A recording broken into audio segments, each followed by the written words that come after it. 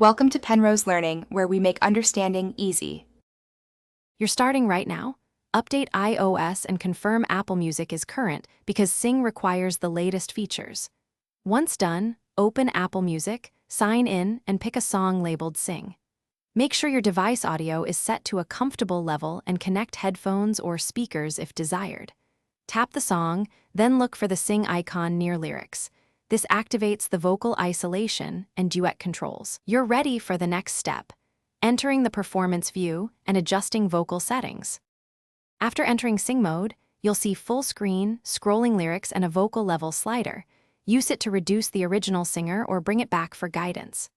Once set, choose duet or group if available to split harmony parts. Assign yourself to left or right vocal lanes.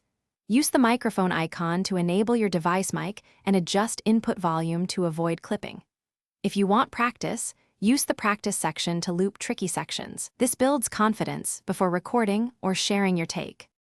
To finish, press record and perform, watching the highlighted lyrics. When done, stop and review your take, then save or discard. Use the share sheet to send clips to friends, post on social, or save to photos for later editing.